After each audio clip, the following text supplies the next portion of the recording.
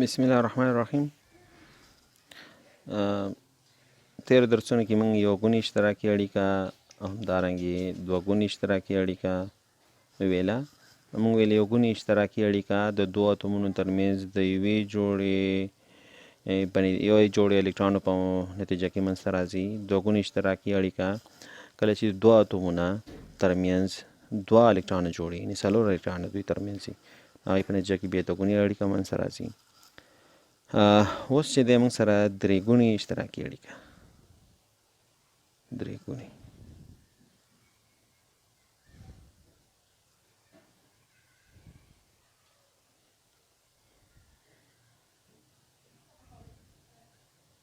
اشتراکي اړیکه، ټریپل کوولنټ بانډ په انګلیسي کې ورته وایي، درې ګونې اشتراکي اړیکه. یعنې که چېرته په یو وخت کې یو عنصر د بل عنصر سره درې الکترون شریکوي، په یو وخت کې یو اتوم د بل اتوم سره درې الکترون شریکوي، نو دې په نتیجه کې چې کوم اړیکه راځي هغې ته به درې ګونې وي. یا د دوه اتومونو ترمنځ درې الکترونو جوړې په منځ کې قرار ولري. د دوه اتومونو ترمنځ درې الکترونو جوړې دا شریک شي، یو خوا نم درې الکترون ورکړي، بل خوا نم درې، نو درې څو شي؟ شپږ الکترون شو، درې جوړې شوې.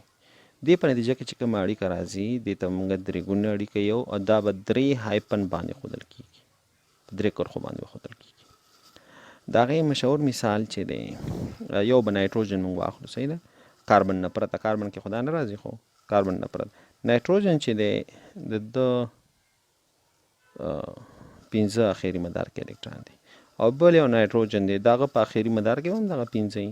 که دا یو ځای شي مثلا، صحیح ده، دا یو ځای شي، د یو هم خپل درې الکترون منځته راویستل، او دا بل نایټروجن دی هغه هم خپل درې الکترون منځته راویستل، نو دوی ترمنځ هم یو اړیکه، دوی په منځ هم یو اړیکه راځي شي، دوی ترمنځ هم یو اړیکه شي. نو موږ سره به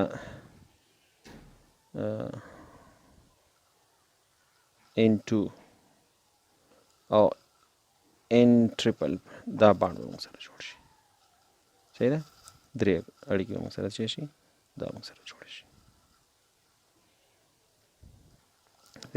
بل مثال دی د که موږ عضوي کیمیا کې واخلو، د ده مثال دی C2H2، اسیتلین د ده مشهور مثال دی. څه دی؟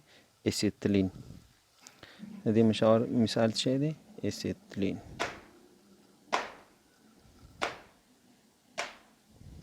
اسیتلین دی. څو کاربنز دی؟ زه به ولیکم چې موږ سره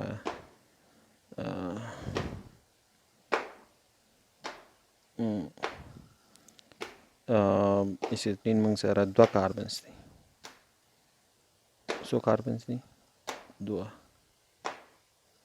او څو هایدروجنز دی موږ سره؟ 2 هایدروجن دی. صحیح ده، 2 هایدروجنز دی. نو که دا موږ واخلو که نه، نو دا دی 3، دا دی 3، او دغه څلورم الکترون دی، دې سره به څه یو ځای کړو؟ هایدروجن، او دلته هم هایدروجن یو ځای. نو دې سره که دا موږ یو ځای کړو، نو د کاربن ترمنځ به یو ګونې اړیکه راشي، کاربن او هایدروجن ترمنځ به کاربن ترمنځ به درې ګونې، او د کاربن هایدروجن ترمنځ به یو ګونې. صحیح ده، نو دا موږ سره د درې ګونې اړیکې مثال و.